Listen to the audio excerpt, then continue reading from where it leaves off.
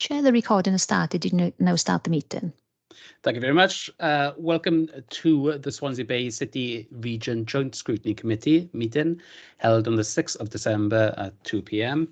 Under Chair's announcements, we've had some apologies for absence. If you just bear with me for a second. We have apologies from Councillor Jan Curtis, Councillor Chris Hawley and Councillor Joshua Bynum. As part of our pre-meeting, we looked at the agenda, and in this meeting we'll be taking agenda items 1, 2, 3, 6, 7, 11 and 12 as part of our discussions. So can I move on to agenda item number 2, which is declarations of interest? Does anyone wish to declare anything? I can't see any indications, Chair. Diolch yn fawr. So we'll move on to agenda item number 3. This is the Homes as Power Station project update. We have a number of officers from Neath Talbot with us, so if you want to introduce yourself, please do so, and then I hand it over to you for the presentation. Thank you. Thank you. I'm Nicola Pearce and I'm the Director of Environment and Regeneration within Neath Talbot Council, and I'm the Senior Responsible Officer for this project, which is a regional project for the 4 council areas within the Swansea Bay City Deal area. I'm joined today by 2 colleagues who will allow them to introduce themselves. So Lisa, do you want to go first? Thanks, Nicola. Good afternoon. I'm Lisa Willis. I'm Strategic Funding Programmes Manager for Neath Talbot Council and led the development of the Homes as Power Stations. And Una Gavigan is the Project Manager, and Una will introduce herself. Thank you. Okay, thank you. I have got a few slides that I'll share my screen with you.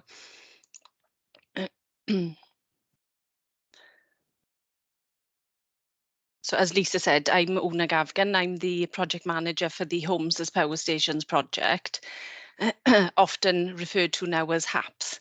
I'm slightly croaky today, so you'll have to bear with me. So just a very quick overview of the project. It's one of the 9 City Deal projects and it's led by Neath Talbot. It's one of the 3 regional projects that covers the 4 local authority areas. The project team will comprise of 3 staff, myself as project manager, a technical coordinator and a supply chain lead. The overall project aim is to facilitate the adoption of homes with integrated energy efficient design and renewable technologies in both new build and existing stock. And this has become known as the HAPS approach. The investment objectives include future-proofing 10,300 homes by increasing affordable warmth, reducing fuel poverty, improving health and well-being, and delivering a sustainable, cost-effective and holistic housing programme. There are several work streams that will enable us to deliver the project. These are the Financial Incentives Fund, which is a £5.75 million budget. This will incentivise the take-up of the HAPS approach. The Regional Supply Chain Fund is a £7 million budget, and this will ensure there is a regional supply chain of one or more of the proven technologies.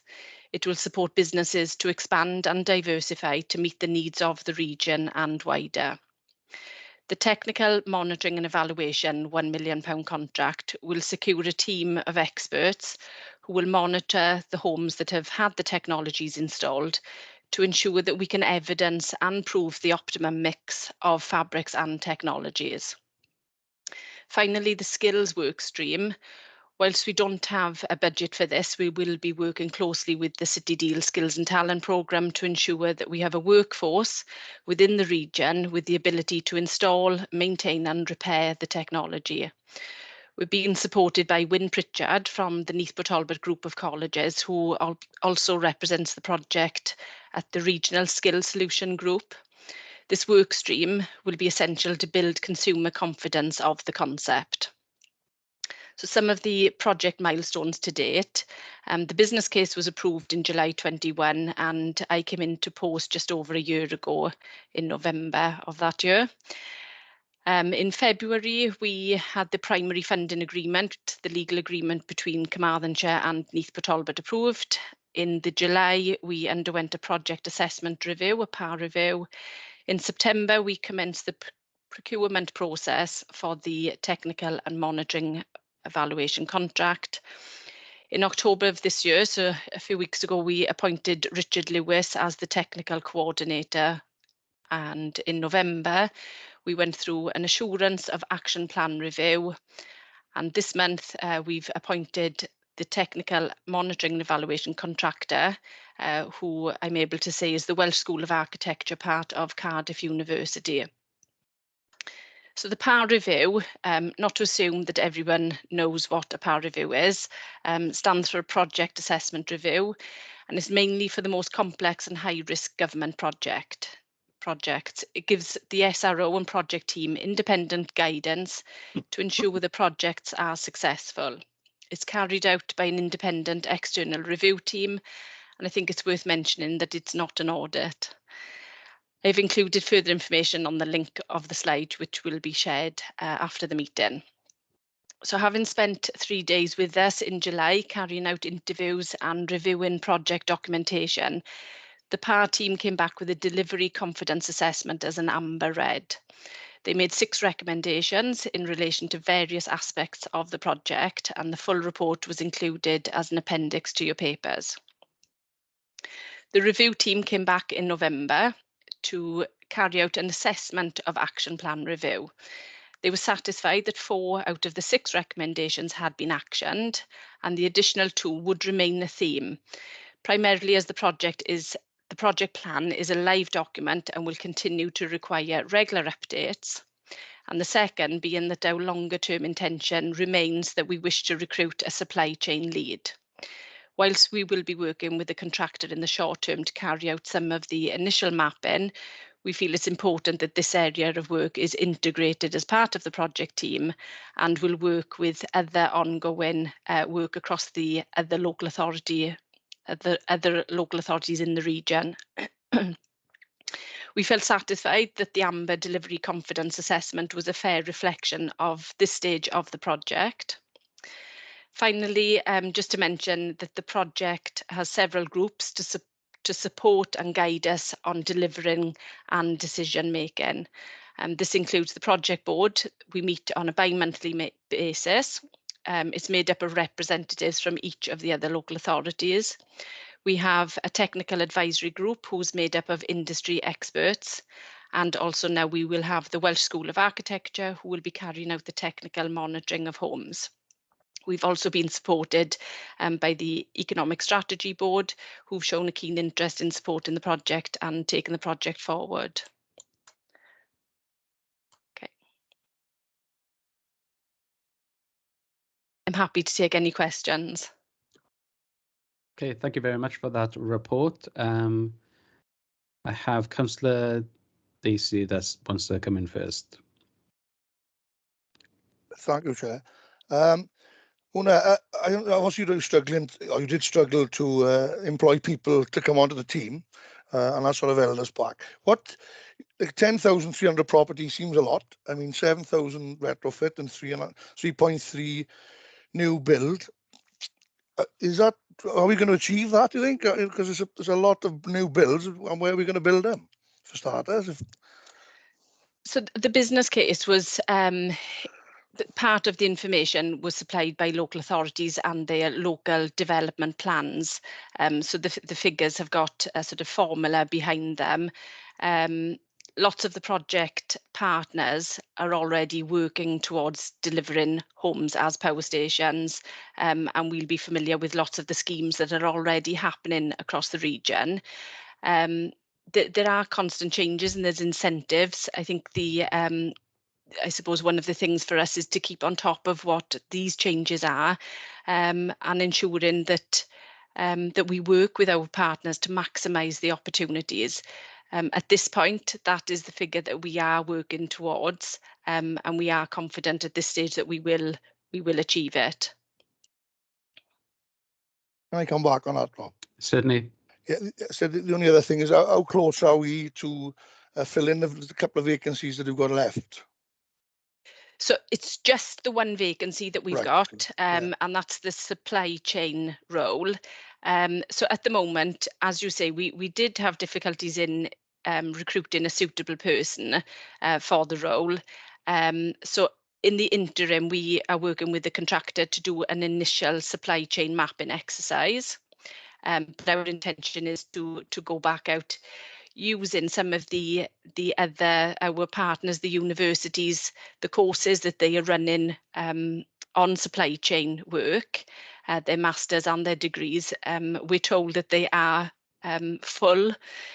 So we know that there are people out there. So I think we will be working with the universities to identify potential suitable candidates. I thank you for that. And my other questions are covered off with a couple of slides you showed. Thank you very much. Thank you, Chair. Thank you very much. Councillor Morgan. Oh, just a quick point, Una. In your slides, is it 3 people that's been employed in total? The project team will be 3 people. So we've got 2 in post, myself and Richard Lewis, and then the 3rd person is yet to be recruited. Right. So are those figures influenced by anything else? Because if we go to page 57, the dashboard says you employ 5.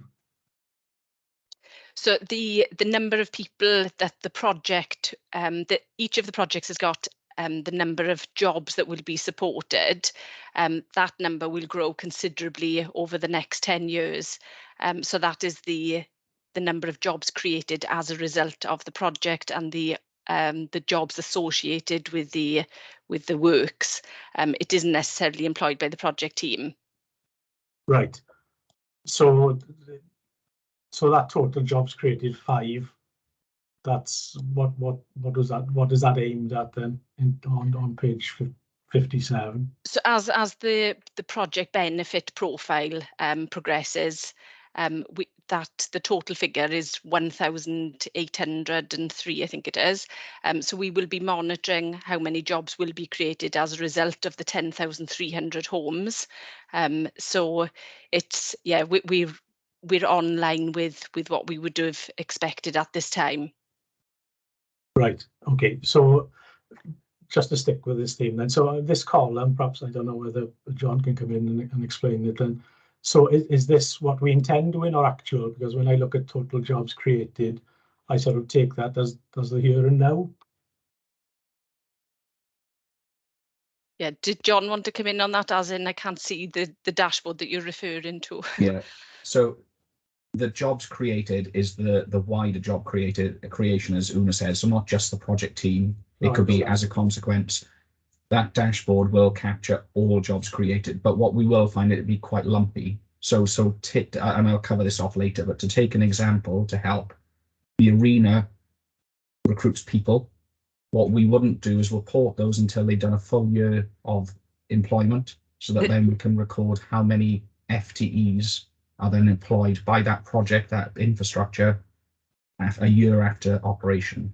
So what Una's saying is that there are direct people employed as a consequence of the team, and then there are wider, because of supply chain or one of the housing associations or local authorities, they may recruit to support the implementation of the project. Right. So basically, what I shouldn't do then is cover you guys in that figure. Then that's what you're saying. Your team is outside of that figure. The project team. They're included. They're included. They are included. So the project direct recruitment for the project team and the wider job creation are included in those numbers, as it would be for construction, as it would be for operational activity, etc. Right. So there's 3 in the project team that's just been put in the slide, and there are 2 other positions then that have been created. Yes. Right, there we are. That's fine. Thank you. Any more questions? No? Okay.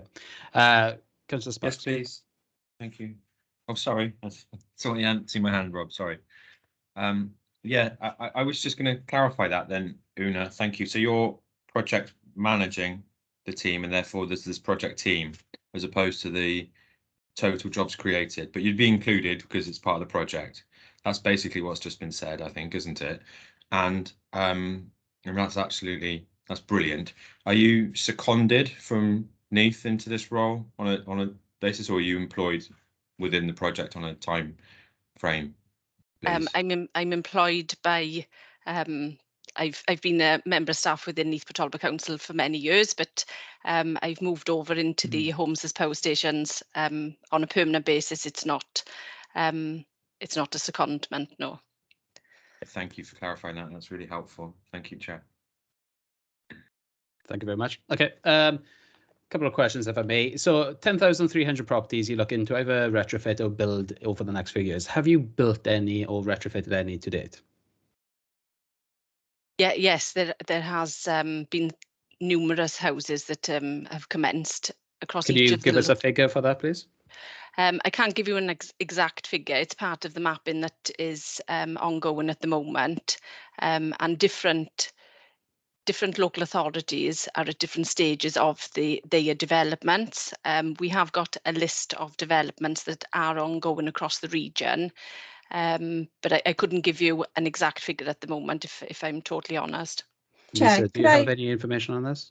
Can I come in? So just to clarify, the Homes as Power Stations project does not build any houses.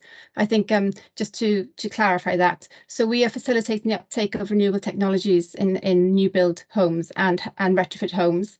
Some homes have been retrofitted. For example, Swansea Council have retrofitted a few homes, and Neath Talbot Council have retrofitted a few homes. And we've got a work plan, a programme, so local authorities and also RSLs, private sector, and we're mapping those across those, including the 10,300 figure. So just to clarify that we're not actually building those homes, we're encouraging the take-up of renewables within those homes and sharing good practice as we go along. So the 3,300 new builds is not, we are not going to be building anything in regards to the Homes as Power Stations will not build any homes.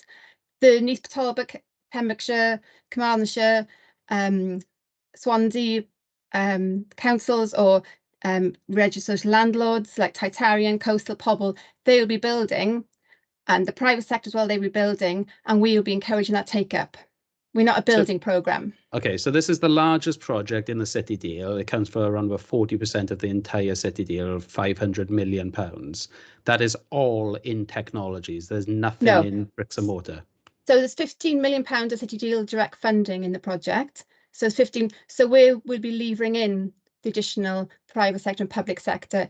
So if we provide some incentives for a home, the added value of the build of the house, the for example, if they're using innovation housing programme or optimised retrofit programme, that'll all add. So Homes as Power Stations will add value to those homes. We're not building. So it's £15 million of city deal funding.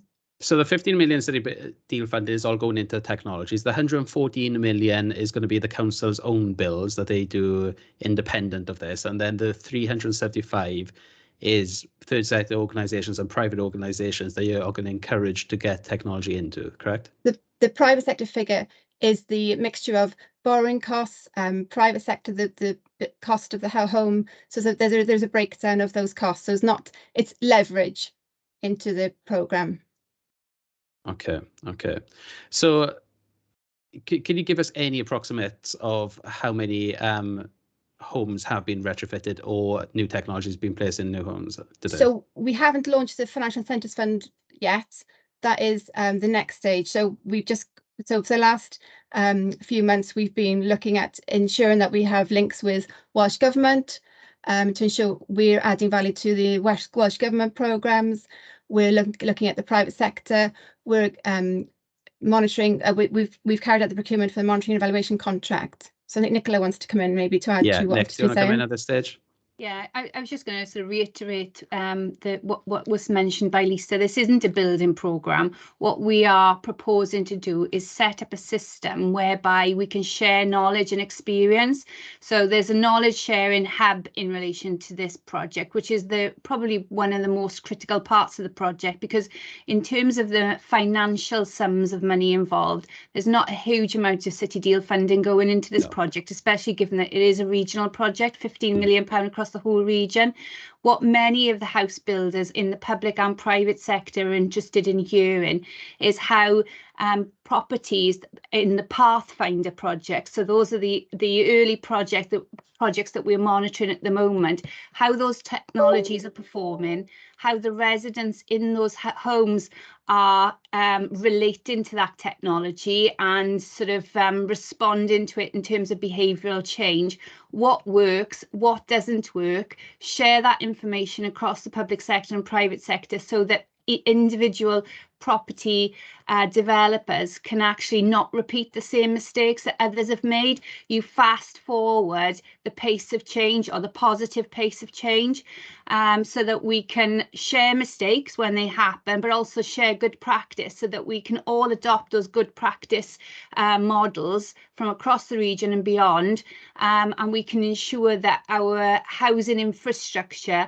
is amended and upgraded as quickly as possible to bring as many people out of fuel poverty as possible, and to improve the quality of housing standards across the board. So that's what the project is mainly about. And then on top of that, we're also, rather than importing technologies from across the border or from overseas, which is what we're doing at the moment, we want to identify which technologies work best in this environment, which can we actually manufacture in our region, and how we can link up the existing supply chain within that region, so that we're actually benefiting economically within the region from this investment. So it's about making the existing houses and new houses energy efficient, reducing our carbon footprint, and actually investing in the local economy as a consequence. Now, Una and Lisa mentioned earlier on, we are not house builders in Neath, but we haven't got our own housing stock. The other authorities do. We also have a large number of social landlords. We're at the very beginning of this process in terms of starting the project. As Una said earlier on, we've had recruitment problems. We've had to put the funding agreements in place.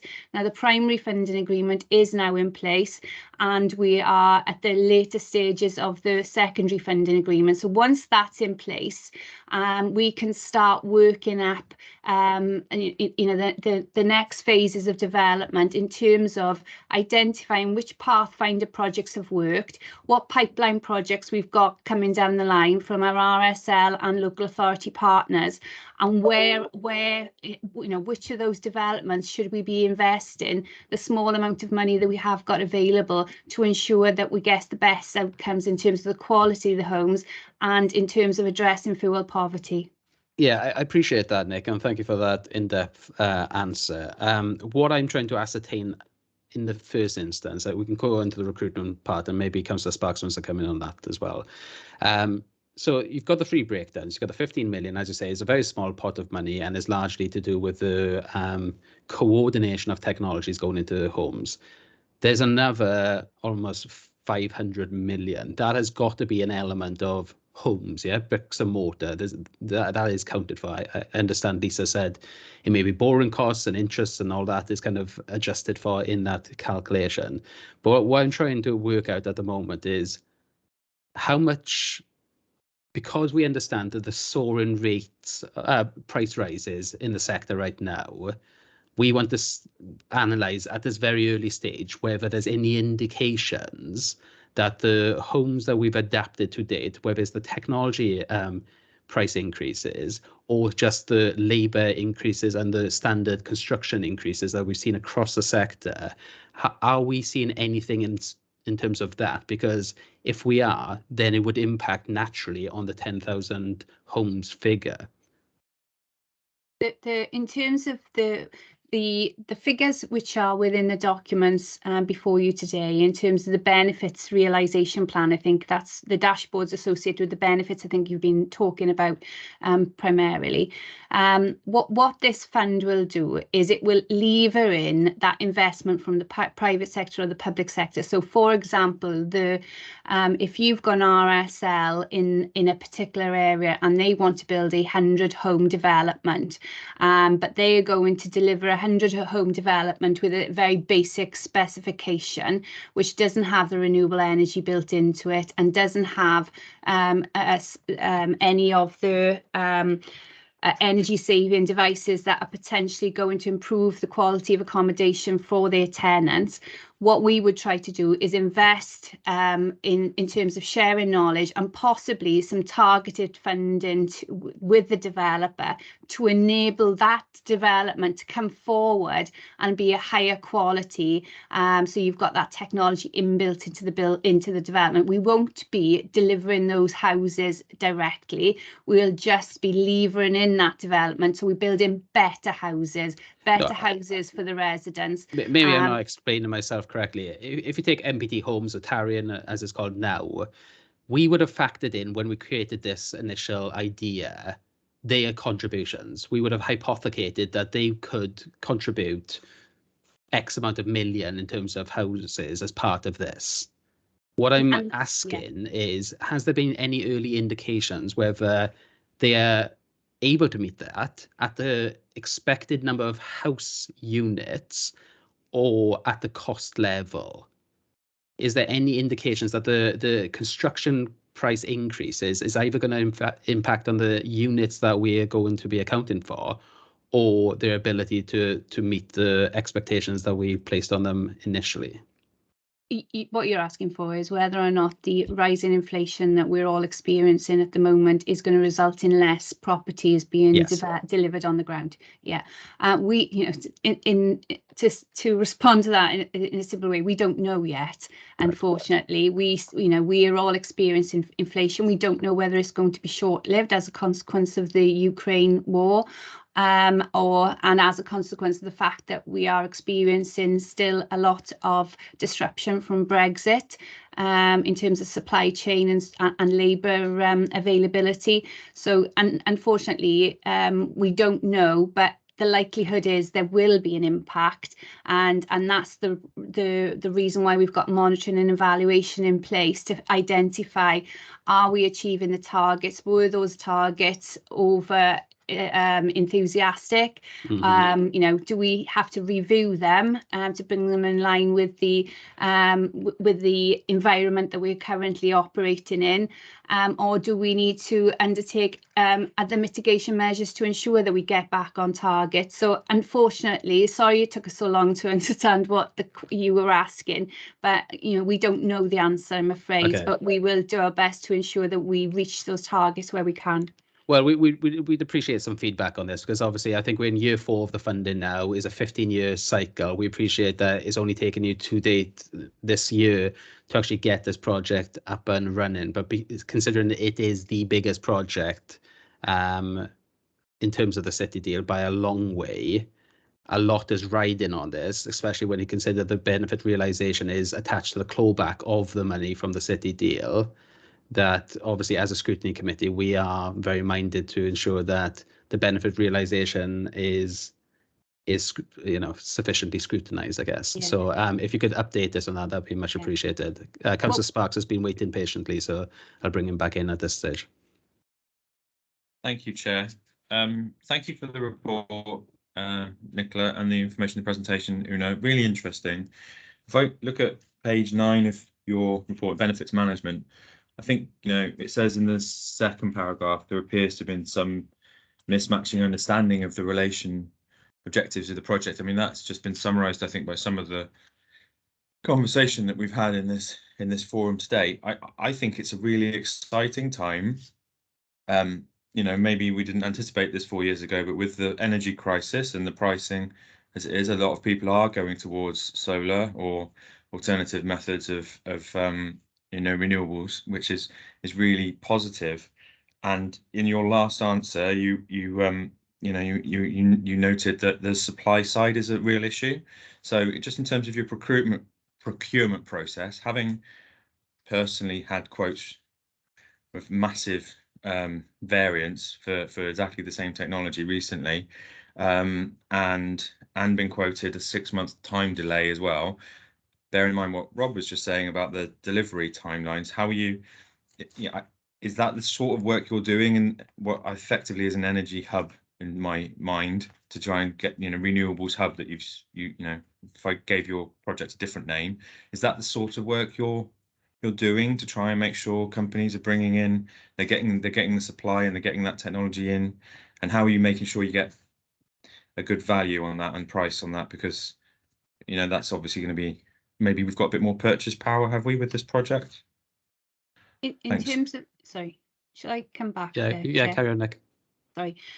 In terms, obviously, we can't fix the prices of products because that would be anti-competitive, so we wouldn't be able to do that. But what we are trying to do as part of the knowledge sharing hub is to give feedback to big developers, small developers, on what works and what doesn't, because we don't want people to spend their hard-earned cash on a product that doesn't actually give them on a return on their investment. And we've seen in the papers and across various media channels over the last few years where you've had cavity wall insulation and other products installed on properties, and they've had a horrendous experience, the residents in them, where they've had to have it removed and lots of work done to their property to actually repair the damage caused. Now, we want to ensure that we can share information to enable those companies to, or those purchasers, to make the right decision based on price and quality. So it's about sharing information as opposed to making it as cheap as possible. Now, we will have the funds that we do have, there's two funds. There's the Regional Financial Incentives Funds and the Supply Chain Fund. So in terms of the Financial Incentives Fund, that will be working to try and plug any small viability gaps that any developers have, but it is small. And what we'll also be doing is we will be pointing them in the direction of other funding opportunities that may complement the HAPS programme. So whilst HAPS is quite a small sum of funding, there are other government funding pots out there that developers could have access to. So we will be pointing them in that direction. And then we have a slightly larger fund, which is the Supply Chain Fund, and that's where we would be investing in local companies who can then produce the technology or manufacture the technology, which can be used in the homes. And if we onboard it within the region, then hopefully it'll be much cheaper going forward, because energy security is quite critical at the minute, and it's very much the top of everybody's list in terms of UK and Welsh government. Sorry, my watch is talking to me. In terms of UK and Welsh government, it's at the top of their agenda, and I think it's the top of most of our agendas. We're all shouting at our children, I know I am, to shut the windows when they've got the radiators on and things. Energy is very much a huge priority, and to me, this project has come around at the right time, because we said earlier on about whether or not we'd actually be able to deliver this project and the ambitions of it. The figures that we have got included within the business plan relate to all the local development plans, which all 4 councils have in the region. So we all know that we need more housing over a 15-year lifetime of an LDP. We know how much housing we got to deliver, and we all want to get the best quality houses within our areas. We know also that we have to secure a reduction in our carbon footprint. Now, local authorities and public bodies have to do that by 2030, but the private sector has to come very, very close behind us. And what a lot of house builders are seeing at the moment is that, and what a lot of developers are seeing at the moment, is they don't want to just build properties which meet tomorrow's standards and then have to retrofit them then in 10, 15 years' time. They want to invest at the very early stages, so they don't have to then reinvest further down the line. But at the moment, it's very much a learning game, because we haven't got all the answers. But we hope from these few Pathfinder projects that we're monitoring at the moment, we'll get a lot of intelligence from that, and we'll be able to share it, with as many people as possible, so that we learn quickly from those projects. Can I just come back, Chair? Yeah, please do. Thank you, Nicola. That's brilliant. That really helps me understand the HAPS project, and I can see, the facilitation and the learning is going to be so key as you progress forward and move forward. And I don't think I don't think we can do the renewable thing soon enough. The sooner we can get it done, the better. But all the work that you're doing is really good. Thank you, Chair. Thank you very much. If I can come back just on the point of recruitment, obviously you've stated there is a recruitment issue in your internal team, but as we've seen across the region, there is a significant shortage right now in terms of the construction sector, and there is a number of large projects that's in the city deal that's being built right now that is obviously taking up some of that supply of labour. But as we've seen in all 4 councils, we're experiencing shortages in terms of house building, house repairs. The skill shortage is significant right now. And because you have so many projects bidding for the same labour, should we say, do you see this as being an issue in terms of delivering upon the expectations of this project when you've got other projects in the city deal competing with you for the same workforce? I don't think they're competing against us for the same workforce, because we are trying to secure a small team of people who will be able to advise on the delivery of energy efficient homes going forward, and advise on the technology that works in different environments. I mean, in the sense that if houses are not being built, the 3,000 houses are not being built because they're on Eregin or they're on Pentre Owl and they're building other things, then you can't put the technology in homes that are not built. So you need the 3,300 homes built by external for you then to meet that target. If they're not going to be built because we're all fighting for the same construction workers, then is that not an issue? The Skills and Talent project, which is another regional project delivered by Jane Lewis in Carmarthenshire.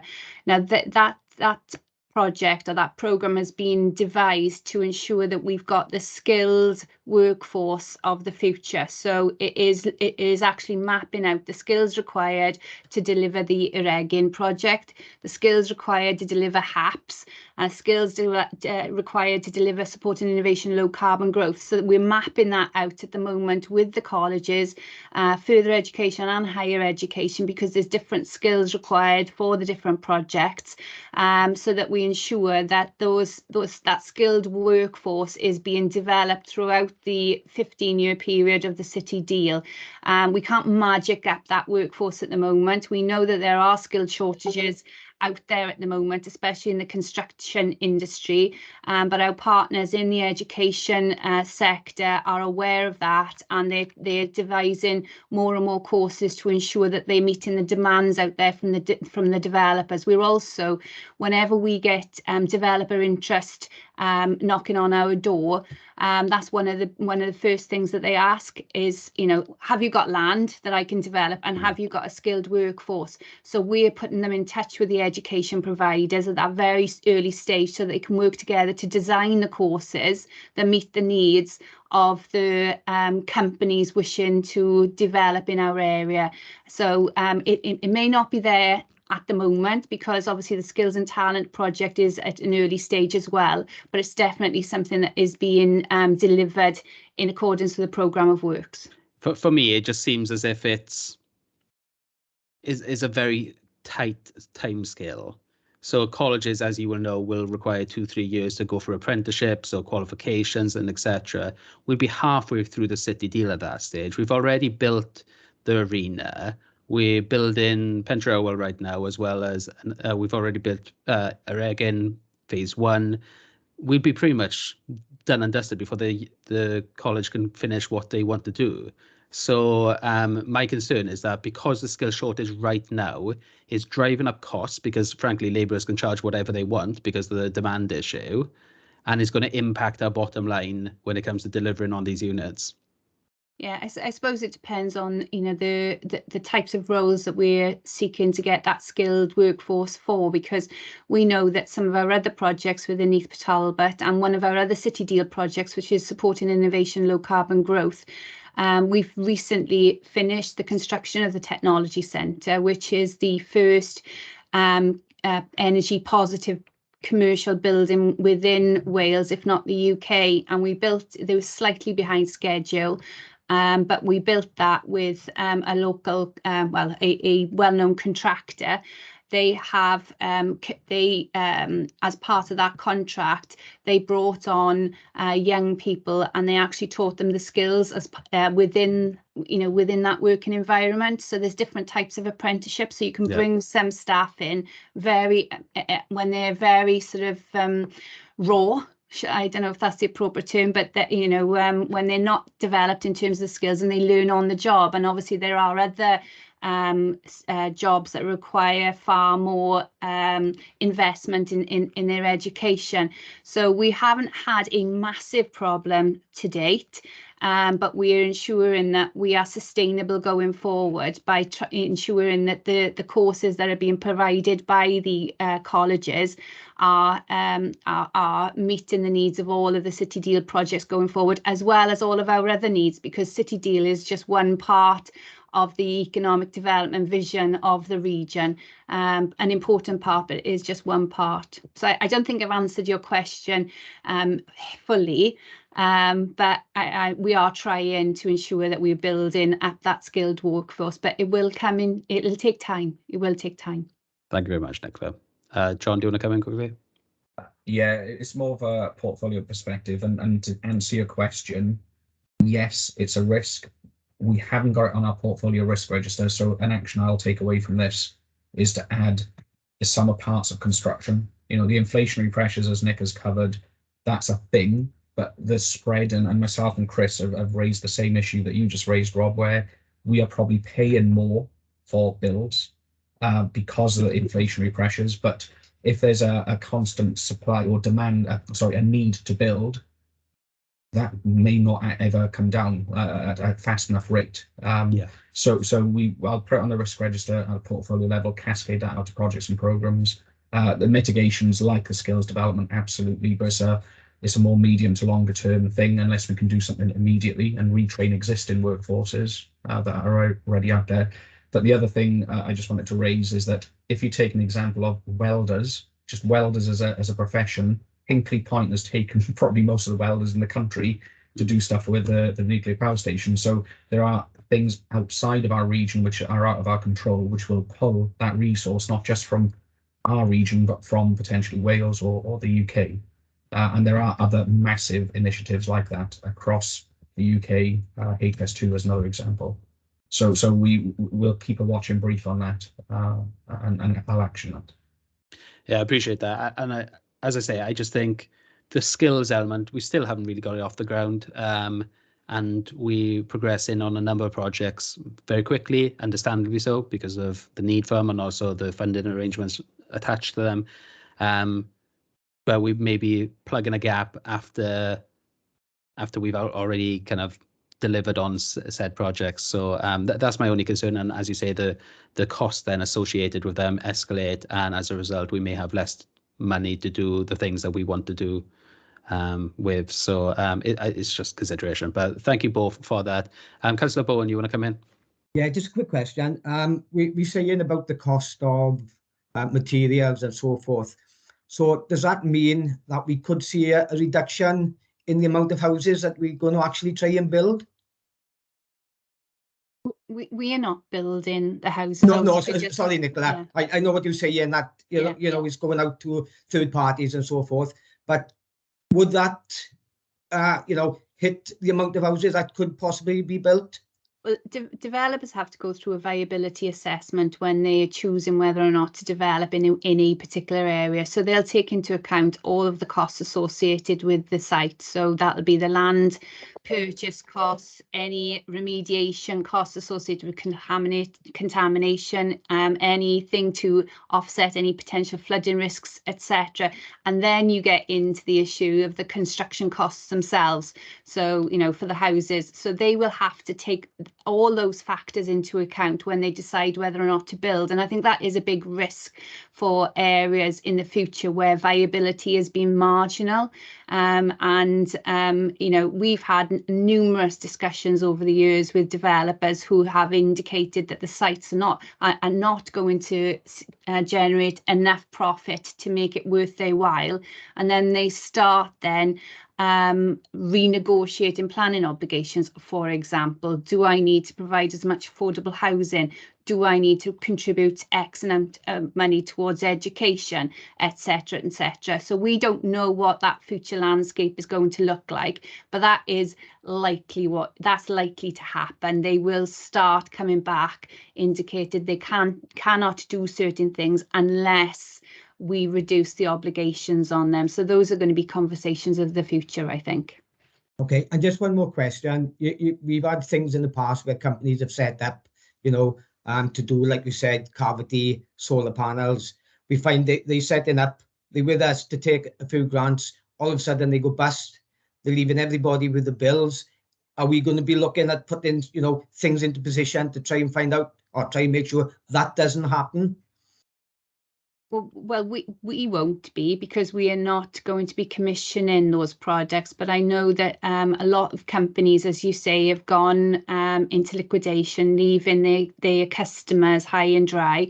And I know a lot of schemes have been introduced over the years to try and protect the consumer. So, for example, governments have introduced industry-backed guarantees. So if a company itself goes into liquidation, then the industry-backed guarantee will cover the customer going forward. So I don't know whether those types of initiatives will be available going forward in relation to new products.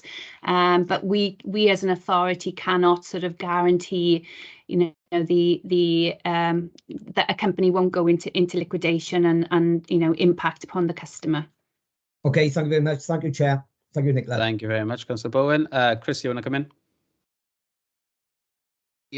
Yes, thank you, Chair. Just really a bit of a generic answer to Councillor Bowen, really, in terms of the increasing costs across the construction industry at the moment. It is having an inevitable impact across the board that actually, unless we're getting further funding, which isn't forthcoming generally, that we are having to do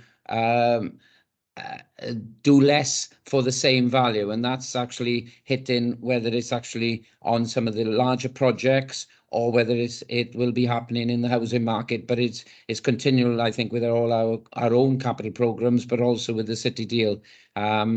It's a very difficult position at the moment, because everything is going up, and we're having to, if we want to deliver what we're trying to deliver, we're going to have to cut back slightly on what the project is or what the scheme is, and that's whether it's actually a localized scheme to the individual constituent authorities or something within the city deal. But it is a case of doing slightly less for the same value, and that's continuing for the time being at the moment. I think the best thing we can do is all take a bit of heat out of the market and actually restabilize the market, but that means postponing capital schemes, which may be something that is considered going forward.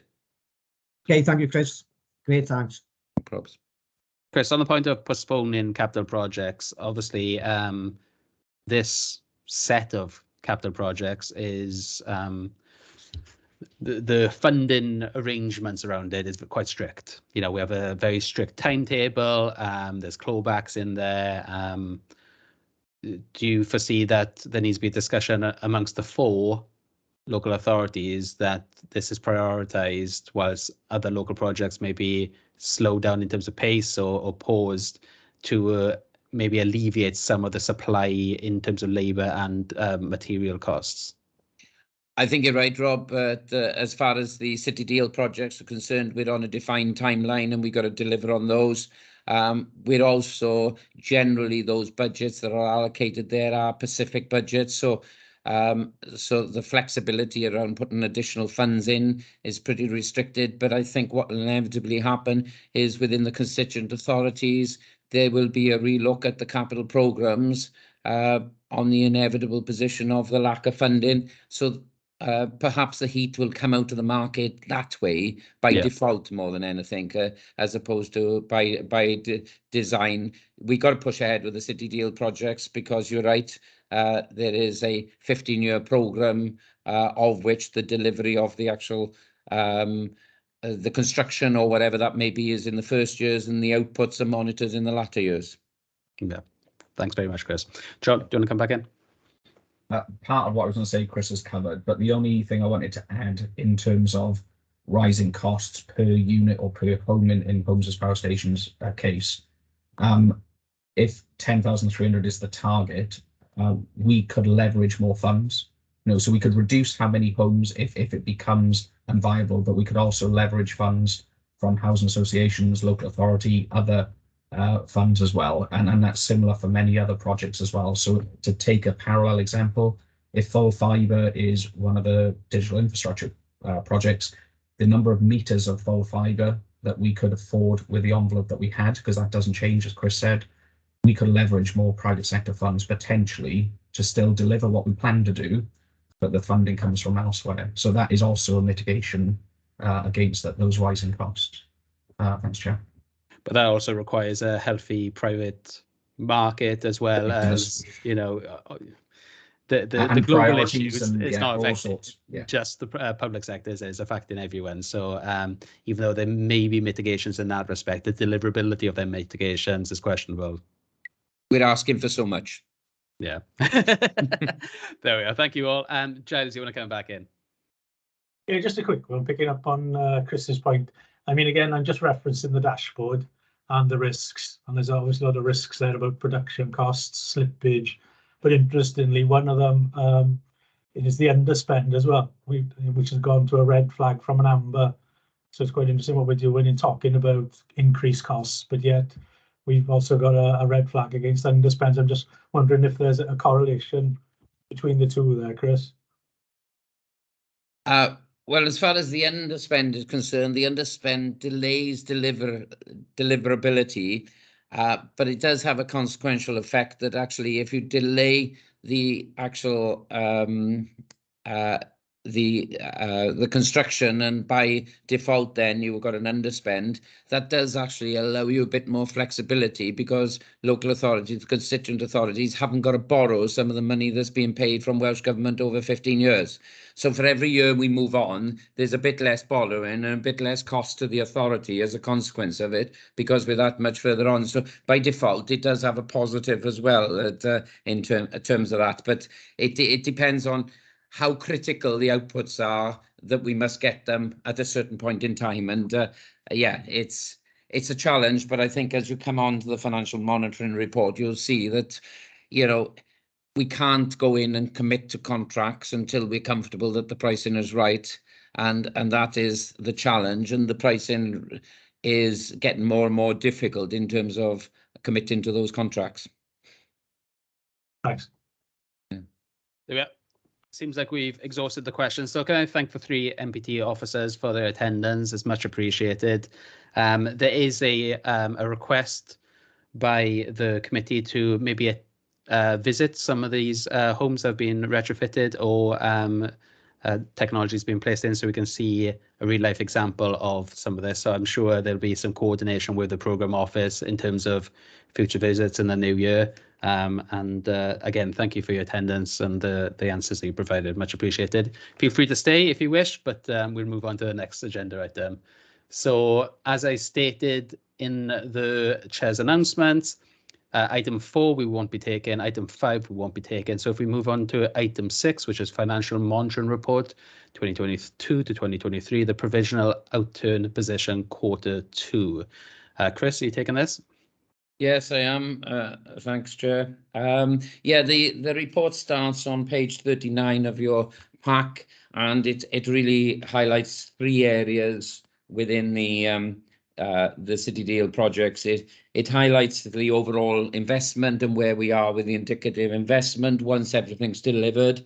It highlights the position in terms of the current year spend and 1 or 2 of the points that have been alluded to on the previous item in terms of the slippage that's taken place. And then it actually summarises with the appendix, which is actually the monitoring of the PMO office and the functionality of the annual ongoing administration and support. So by way of reminder, part of the funding of the PMO office and the governance, etc., was partner contributions and 1.5% top slicing off the projects. And if you go to page 45, which is actually intended to be Appendix A, although I can't see the Appendix A reference there, but it's page 45, This actually summarises where we forecast the year-end position in terms of the individual items. You have the joint committee and the accountable body, i.e. the governance area, which is the first bit, and that's coming in generally there or thereabouts on target at £194,000, which is generally linked to the SLAs that have been put in place for the various elements and the actual governance around the joint committee, etc. Then you have the scrutiny committee again, which is servicing this committee, and that is 21,000 against a £29,000 budget. The main thing is that since this budget was really originally structured, there has been very limited subsistence and meeting expenses due to the fact that we generally meet on a hybrid basis. Bear in mind that some elements of that may change as and when you do site visits or anything else. You have the Programme Portfolio Management Office then below, and this is mainly the salaries of the team, the supports, the function, and the area that they use, and there's some general costs in there for fees where applicable. Some have not been taken up at the moment, and there is an underspend on that budget of 120,000. The lion's share of it is around salaries, where either they haven't been up to full staffing or there's been a recruitment change, etc. Below that, then you have the funding position. You have a total expenditure for the year forecasted at 963,000 against the budget of just over £1 million. And you can see the funding there below coming from the three areas, i.e. the partner contributions, the city deal revenue contributions, and an element of interest. The interest is on the funds that we hold, which we've received down from Welsh Government that we haven't distributed. The top slicing is down on original budget, which was anticipated 723, and that's because we can only slice the budgets when we actually pass the funding out to the actual individual constituent authorities. We can not pass our funding out until our funding has been incurred, and this comes back to the discussion where there's been slippage on the individual projects. But that's what we use then the reserves for, as to balance that up. And you can see that at the moment we need to draw 83, or anticipating to draw 83,000 or 84,000 from reserves to balance it. That will reverse over the future years, and that gap, or that 273, will reverse through next year and the year after as the schemes get drawn down. If I go back to the body of the report, then on page 41, you've got a summary there of the overall investment, and you'll see the overall investment is still demonstrating still around about the same figure of £1.248 billion. It's up about 2 million on the it's up slightly on the targeted 2.46 billion. The number of areas for that, there's and some are under investment and some are over investment. There's a slight over investment expected on Pentre Owl. There's a slight under investment currently on Swansea Arena, and the innovation project is another one that's actually slightly over investing. But if you look at the bottom of page 241, you can see where we're anticipating that 1.248 being allocated across all the projects, and you can see the variances there coming back to the net 2.5. In relative terms, that is very, very small and not really applicable at this stage of the delivery of the 9 projects, because we got a long path to travel on those projects, and there will be movements. And I know for one that I am still negotiating with the contractor on Pentre Owl project on the zone 1, let alone the rest of the zones of Pentre Owl. And the conversation that we were having earlier in terms of the construction industry and the pressures in terms of material, labour, etc., is certainly emanating through there. Over the page, you will see that there is some narrative around the provisional annual investment. And if we go straight to page 44, The tables at the top there give you the illustration of where we were in terms of what we were expecting. We were expecting to spend £167 million this year on the individual projects. We are down on that. We are spending in the region of £80 million, and effectively we're an £87 million variance. Now that is where it's classed in the risk register as a red zone area. It is, but it's only a case of timing. And as members will know, any who actually received a presentation from me before, that actually it is very difficult to define capital projects to a financial year, and that is always a challenge. There is always slippage between the years, and it's difficult to manage that, because if you have a blip on a 2 or 3 year build program of a couple of months, suddenly your profiling is totally out the window in terms of where you stand. You will see there that the main variances are down. They're generally slippages, and they're slippages for a number of reasons, whether whether it's actually down to where the contract has actually been delayed in terms of signing because negotiations are still going on in terms of pricing, or whether there is actually anything in terms of reviewing some of the project details before actually contracting, etc. And there's a bit of a description on pages 42 and 43 of the individual elements of it, but there's a number of different areas. The only one that's over at the moment in terms of spend is the Pembroke Dock Marine project, which is over by about 2 million. But as I say, that will all come through and wash through the system in next year once the contracts have been signed and progress has been made with the individual contracts. It's very difficult on the basis of 15-year programme anyway.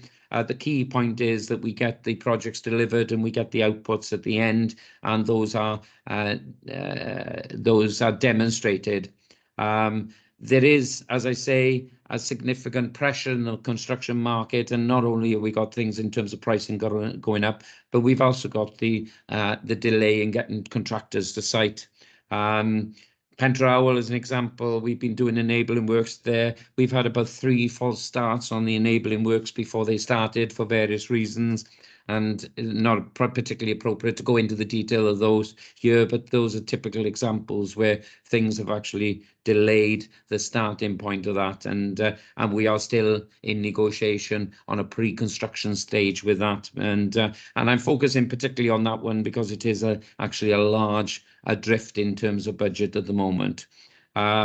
So I'm sure that gives you a good overview. Whether we can answer any of the detailed questions around delivery of the individual projects, bear in mind this is a financial report. Some officers will be on board, and I know the PMO office is pretty well versed with each of the schemes, so can add any detail around that, I would suggest, if there are any questions. Thank you, Chair. You're on mute, I think, Chair. Yeah, didn't miss much. Thank you very much, Chris, for that overview of the report. I have a couple of quick questions before I open up to the other members. Obviously, naturally, there's been some slippages over years now. There's been COVID, an array of different reasons why there's been slippages over the years. And it seems like this is continuing, and it may even continue for another couple of years as the economy kind of pans out and rebounces back. Is there a risk that the deliverables will be harder to measure as a result of construction? Because if you think it's a 15-year project, we may not finish building until year 8 at this stage, everything now. And as a result, we probably have about 7 years to deliver on the expectations that we projected to them. So is there a risk that the construction delays, continuing construction delays, is going to actually impact on our measurables going forward? John's put his hand up, wants to come in. John, do you want to come in? I got my own view, but I'll let John go as PMO director first. It's probably a shared view, Chris. So yes, there's a risk. Yes, it's highlighted in our portfolio risk register, but what we're doing to mitigate against that, if you think of it, 2033, even though that's the end of the portfolio, it's a kind of false state. It's just a marker in the sand. All of the activity that we do and the infrastructure that has been built will continue to be used, hopefully for the purposes that they're intended. And we will do milestone evaluations on their economic impact at relevant points in time. So if you take Eggin and Arena as examples, if they are continuing to operate as they planned and they return a certain economic value per year, for example, you could model that forward. So the economic impact, it may take another year or two maybe, but I believe, and I hope I'm correct in believing this, but I think we will overachieve on our targets as long as everything is built as we plan or in a roundabout kind of way by 2033, including the jobs, leverage of private sector funds, and the economic impact, the GVA. Okay. Chris? I think just to add to that, I think what you've got to bear in mind that a lot of the outputs are going to be annually measured. So once we've actually hit the full year of operation, that output has been delivered, and it's just then the continuation of that output at that level. And sort of as a sort of counter to that, in a way, Eggin was actually delivered earlier than anyone anticipated because they went at risk and delivered that early. So that actually had a positive impact at the start of the programme in our favour. Yeah, that's a fair point. And then on the projects that have been completed, and as you say, phase 1 of Eggin, the Arena, has all the money been transferred to the authorities and the partners in regards to that? So all the money that capitulates that part of the scheme, I'm guessing, has been transferred. Yeah. That's true. Okay. Yeah, and then good example because it's simple. I know the figures. Again, the first scheme was a £3 million injection from City Deal that has gone across in completion. Yeah, fantastic. And then, as you say, we've gained a decent amount of interest. Probably going to gain a lot more now with the interest rates increases as part of the slippages. In terms of your view, are the slippages around about the same as they were about a year ago, 2 years ago, or are we increasing in slippages right now? They are increasing because the profile of spend was that the expectation was that we were going to get more into the depth of projects this year than we would have. So they have increased because we weren't anticipating quite so. Last year we weren't anticipating the start of so many projects because they were still delivering. But yes, you're right as far as the interest is concerned. The interest will increase with the change in rates. There is an agreement in place that was previously agreed with the joint committee that interest is distributed back out to the constituent authorities for them to manage because they are picking up the cost of effectively borrowing with no contribution against interest costs, etc. So in a way, although there's a positive, we're accruing a bit more interest. Actually, what local authorities are doing is, because of interest rates going up, they're probably going to end up having to incur more interest. Should I say, with the exception of Swansea, who actually were on the Arena, got in before the market actually changed significantly and had a very positive impact there. But yeah, okay. Do any other members have any questions in regards to the financial report? I can't see any indicated. No. Chris, do you want to go on to the next item? Is the next item mine? Oh, no, it's not actually.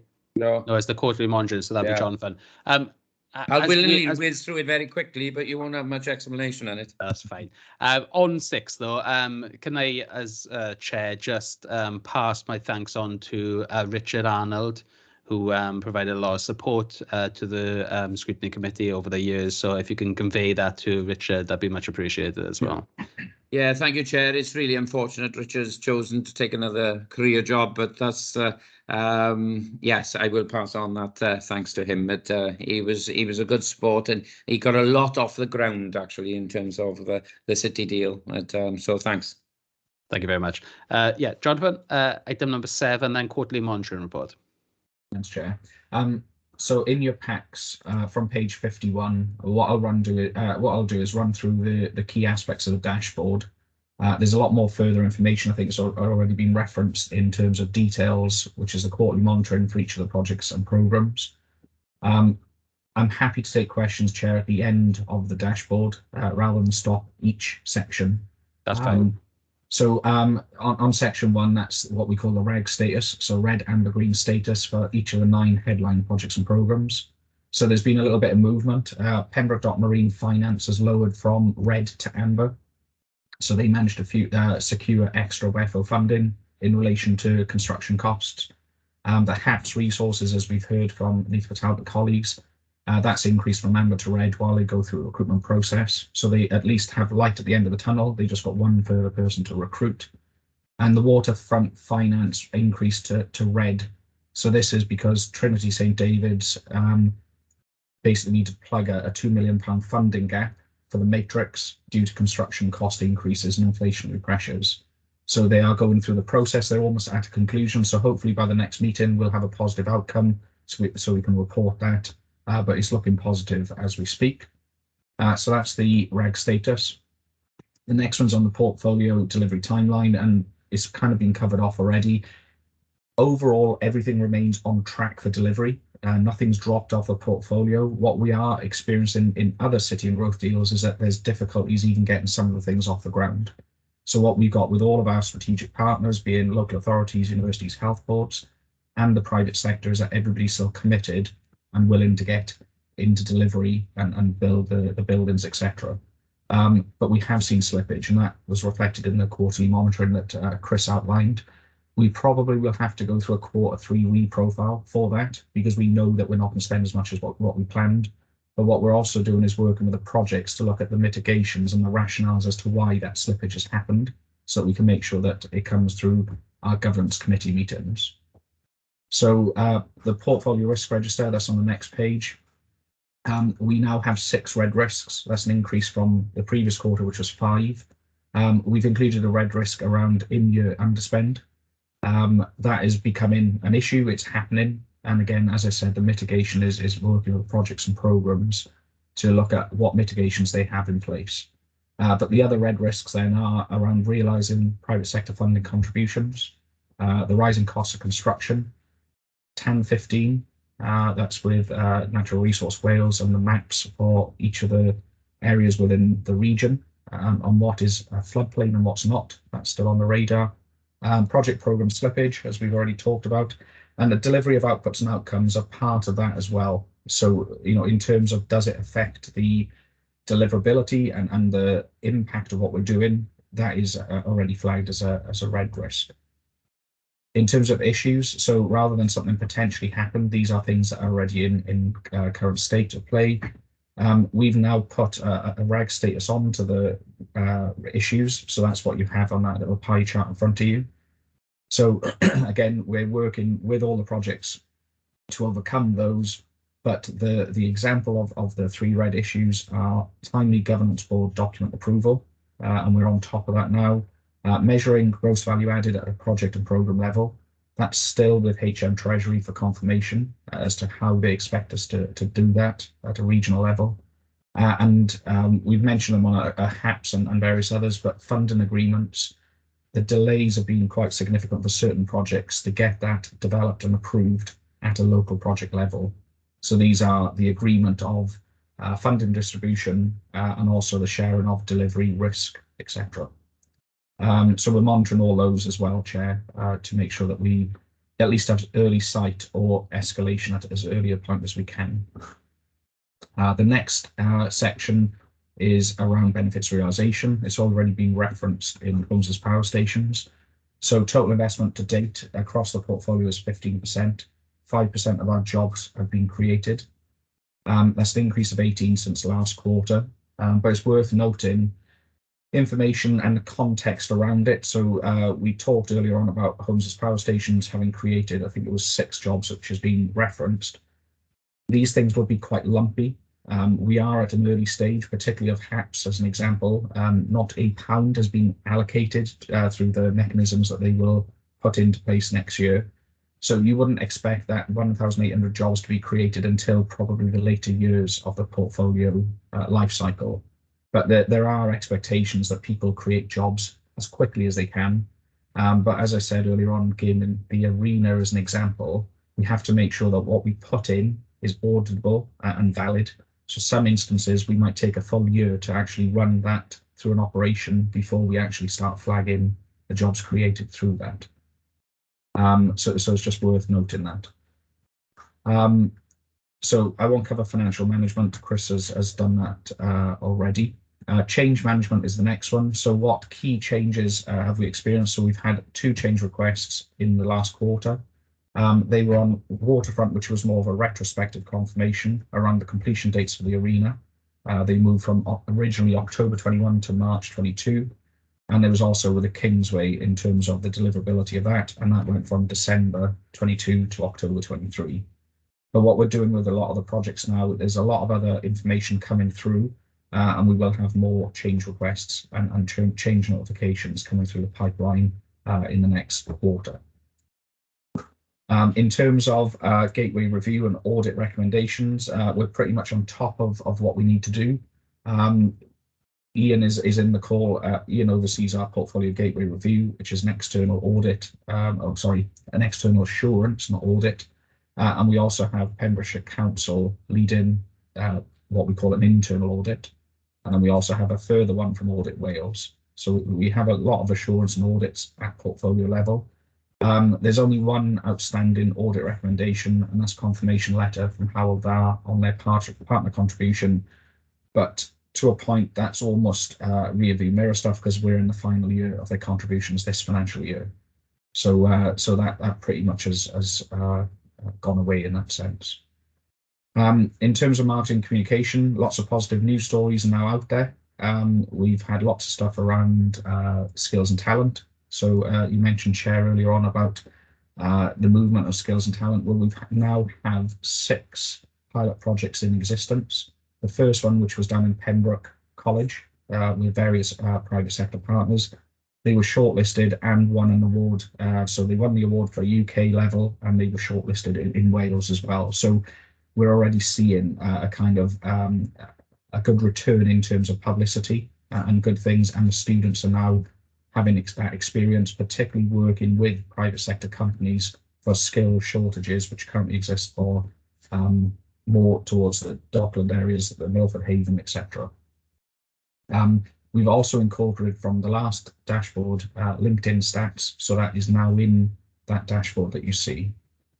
Almost at the end of the dashboard, so procurement pipeline, again, we've talked about this quite a bit. So 35 procurements exist across the portfolio.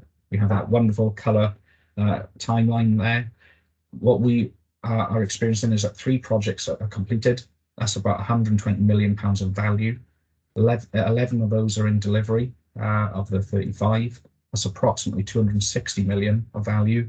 And there's another 5 planned to commence, hopefully this financial year by the end of March 2023. And that value is approximately 220 million. So of activity, you've got close to 500 million of procurements already happening. And what we're finding, even though it's taken longer to get through the procurement process, and Chris has indicated that for Pentra Owl, but that could be reflective of many of them, it is taking far longer for negotiations. And it's also taken longer for host organisations of the builds to get through their approval if there's a cost variation to what they originally put in their business case. So all of those things create delays. In relation to the procurement and construction, we also have a construction impact assessment. That's a monthly assessment, as we used to have a COVID one. We've got returns from 4 of the 9 projects on construction and inflationary pressures. So that's from campuses led by Swansea, Pentra Owl, Waterfront and Pembroke Dock Marine. The areas of concern, as you probably would expect, are things around scope of projects, timescales and costs. So what we're doing with the projects and program leads and the SROs is making sure that they're closely monitored. We're getting rationales, if you like, and trying to paint a better picture across our portfolio what that funding gap is and what mitigations each of the lead deliverers are putting in place. And we will start feeding that through the governance pipeline once we've got a solid base to work from.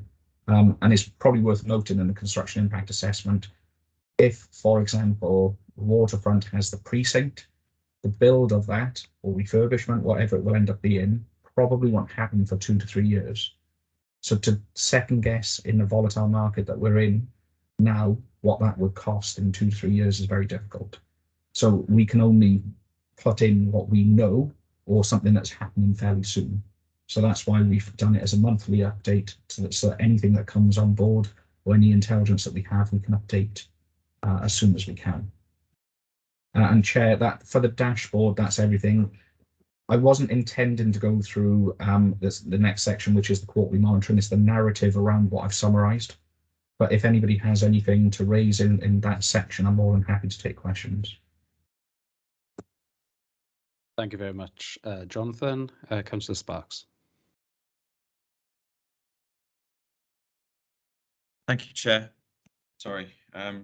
So, Jonathan, I was just looking at the report, and thank you for the information. You mentioned that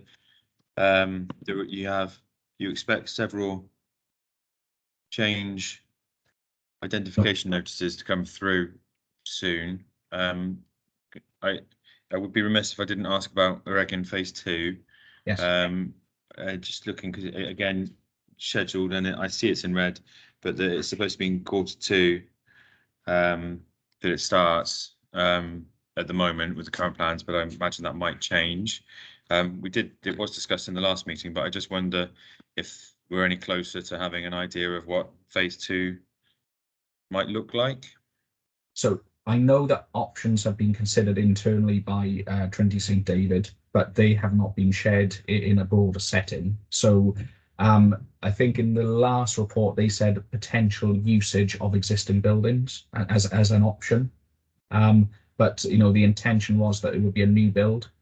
But they did a market sector analysis last year, which indicated it may not be new premises that businesses want. It may be something else. So we are working closely with them as a PMO, but in terms of information to share or any decisions that have been made, they're yet to be made. We are putting pressure on Trinity to try and get a response for that, but I think their priority has been the matrix and getting that funding shortfall for the matrix, which is another Trinity-led project, which, as I said, is good soundings and good indications that that will go ahead.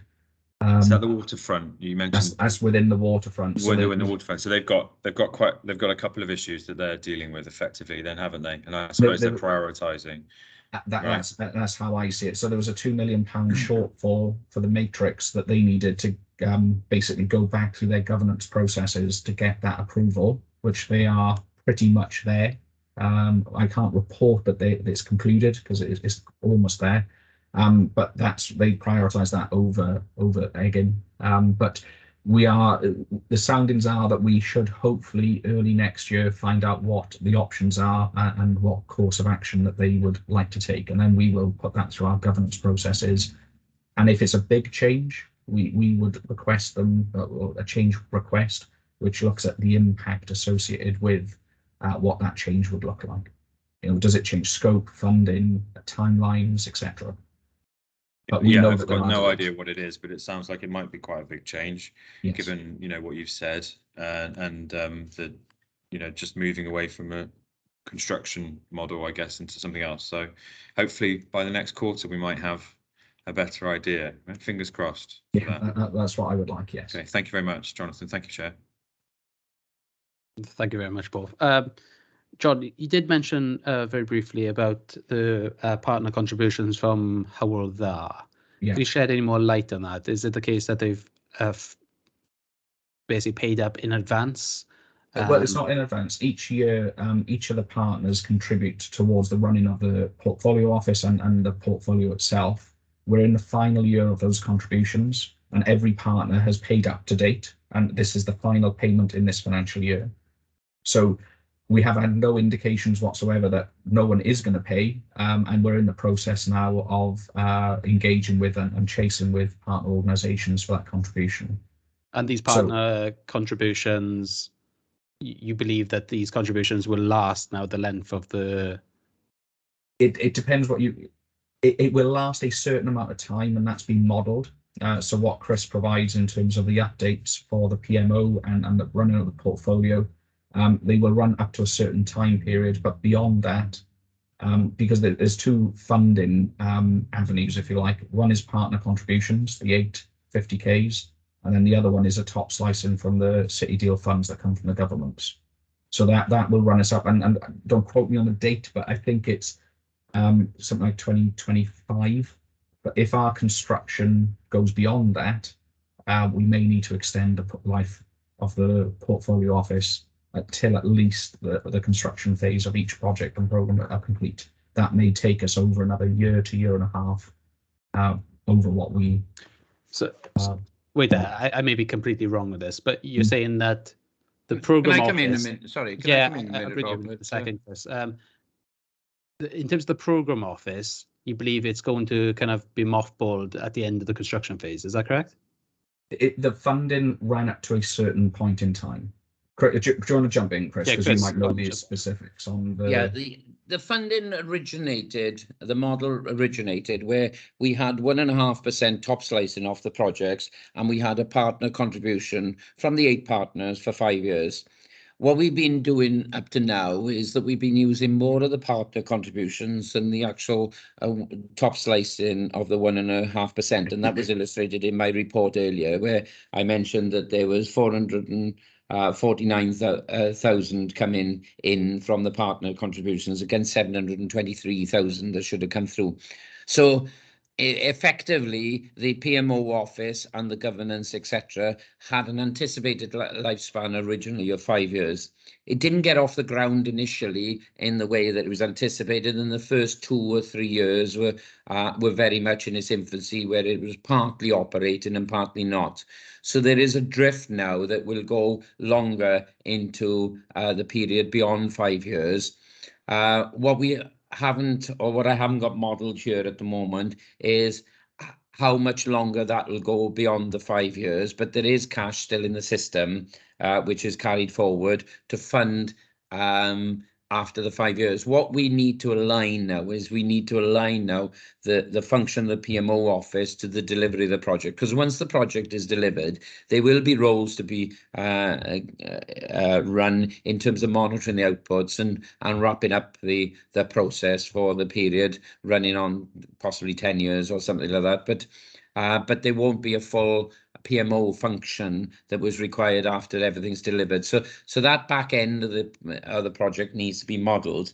But I think it does need to be modelled now with the development and the infancy of CJCs and how that is going to operate in the future. So there's a piece of work that needs to be done. But at the moment, for the next couple of years, we're okay because we have the top slice in the 1.5% to fund the back end once the partner contributions have completed. The other consideration is whether any of those partner contributions continue, but at the moment there's been no dialogue and there is no commitment from any of the 8 partners to continue with that.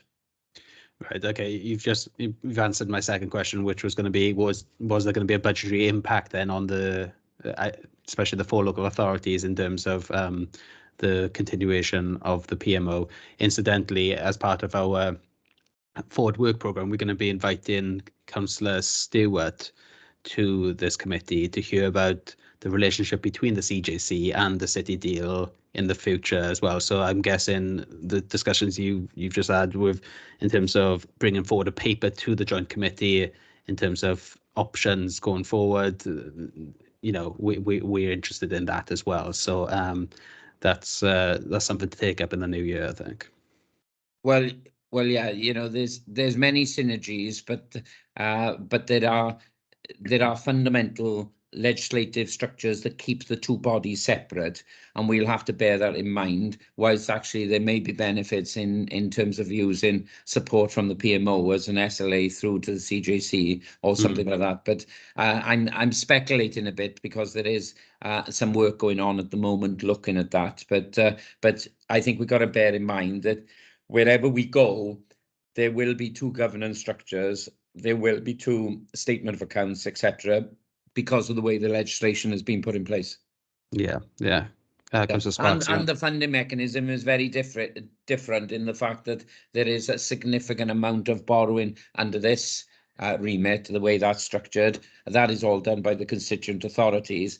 but it has a finite project and a finite period in terms of the life of it. Whereas, yes, it's running over 15 years, but you know, CJCs are not defined in terms of period. Mm. Mr. Chair, forgive me for coming in at this stage, but having heard what Chris has had to say, yes, I would agree with what Chris has outlined there. There may be something that can be done in respect of your desire to meet with the leader of Swansea, but perhaps that may be pursued as a separate matter. Indeed. Okay. Thank you very much. Councillor Sparks. Thank you, Chair. Yeah, I just was interested in Chris's comments, and obviously you've mentioned the CJCs yourself just now as well. I think it's for me the concern is over the duplication in the scrutiny roles as well, because we've had a lot of CJC information presented to this group today, and that's, you know, it's interesting, right? I'm not sure we quite got the balance right yet in terms of, you know, we can't just put everything across from one to the other. There are two separate things in my, and certainly in my mind, the Swansea Bay City deal is project driven and outcome driven on the you know, the very specific nature of the projects. And my view of the CJCs is that it's a positive regional engagement with the constituent authorities to try and introduce some of these things that we all know we could do better together, such as regional transport and regional economic structures. So whilst there's overlap, Chair, I'm concerned that we need to make sure that there's very defined or clear roles, and I suppose that goes to the legal structures, but also I worry I wouldn't want it to overlap constituent councils' scrutiny processes either, or, you know, that we're only scrutinizing. We're only doing the job once, maybe. We're only scrutinising it once. We're not duplicating roles. I don't think any of us have got time to do things twice, you know, unless we have to. Yeah, as you know, as has been indicated, this is probably a discussion for another day, but my personal view is that there's probably going to be an element of duplication just by the very nature that we have CJCs. There is obviously an attempt for you know, as you say, regional economic development as well as transport development, but they were done in a different manner previously, i.e. switch, and we've obviously worked collaboratively across the four authorities. But the creation of CJC Scrutiny, which I'm a member of as well, and this body, as well as our internal scrutiny committees, there's bound to be some overlap. But I agree with your points where we try to minimise it as much as possible and work with officers in that vein. But it may bring up the wider point and the need for CJCs, and whether they could be done in other manners. But we'll park that, and thank you very much for that report, Jonathan. Any other questions on the quarterly monitoring report? I can't see any indicated. Okay, so we skip 8, 9, and 10. Forward work programme, as has been discussed in this meeting, we are inviting Councillor Stewart to a future meeting to talk about how the Joint Committee is going and the future of the Joint Committee, especially in relation to CJCs. John? Just to raise awareness, in the next Programme Board Joint Committee, we will have support and innovation, low carbon growth going through the pipeline. So that's a consideration that the committee could have a think about. That's the other Neath Talbot led portfolio project. That's fantastic. Thank you very much. Yeah, as I was about to say, we will be taking a continuing focus on one project as part of our meetings. I think today was very useful to hear from the officers of Neath Talbot and their progress, and give us an opportunity to really delve into one project specifically. So can I thank you all for your attendance today? Much appreciated. Thank you to the officers for supporting the meeting. And as I've got no urgent items that have been brought to my attention, I declare the meeting closed. Thank you very much. Thank you. Thank you all.